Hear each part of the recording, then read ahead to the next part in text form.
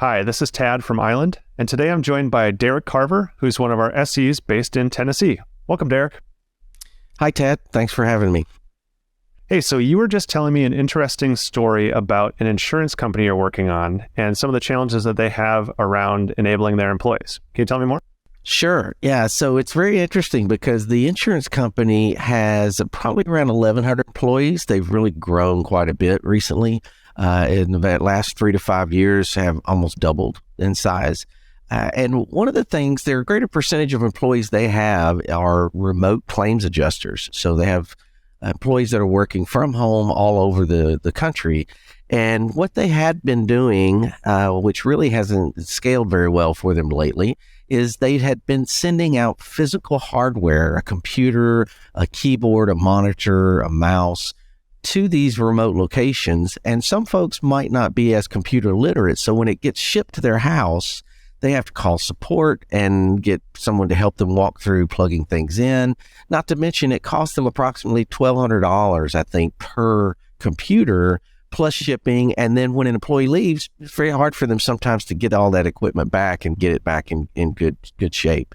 So they were looking for a solution, and we have been potentially talking with them about leveraging the Island browser to put controls around that access. So they were shipping this out simply to give those employees access back to a VPN connection that connected back to internal applications, and also had some resources set up there to allow them access to their SaaS applications as well. And so using an enterprise browser from Island, they could have that same experience, but they could be using their own computer that they already have all set up at their desk.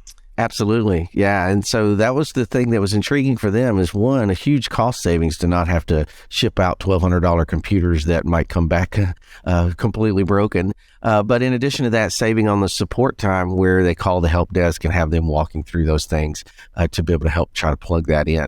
Another couple of issues that they potentially were going to have help with in this regard is not having to do VPN by leveraging Island Private Access, or our IPA Zero Trust Network Access solution, which would allow them to leverage the Island browser to go through their high-speed internet connection. But as I mentioned, they've grown so much in recent years that they outgrew their VPN concentrator and haven't replaced it yet. So they'd had times when employees were trying to get on VPN to access internal apps and couldn't do it because they had overtaxed their concentrator. So this would allow them to leverage that large internet pipe and not have to overtax a VPN concentrator, where they could leverage the Island browser to do that for them. So that's one for sure.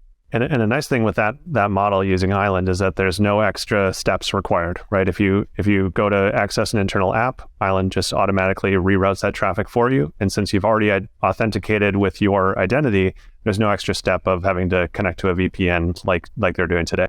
Absolutely. Yeah. And another great use case for them that they're pretty excited about is when their claims adjusters would travel on site, a car accident, something of that nature. They're doing an evaluation of an accident. They're taking pictures and they're taking notes. They're doing all that physically on physical paper. Then they're going back to the office and they're having to transfer that, which is fraught with time consumption as well as human error, data entry twice, basically. Whereas if they had the Island browser, which is available on iOS now, they can leverage a tablet, take the photos, directly upload them through the Island browser, as well as enter data directly through the Island browser by having access to these applications on site. So it saves time and error prone data entry twice. All that type of stuff is very helpful for them. And I imagine that's not only a time saving for the claims adjuster directly, who could then maybe do one more claim that week, but also that should be helpful for their customers as well, because that means that they're going to reduce the amount of time they're waiting, because they can start to process that claim basically immediately. Absolutely. And they have ratings that they do customer surveys and things of that nature. And that was one of the complaints, is the length of time it took to do the evaluation of a claim.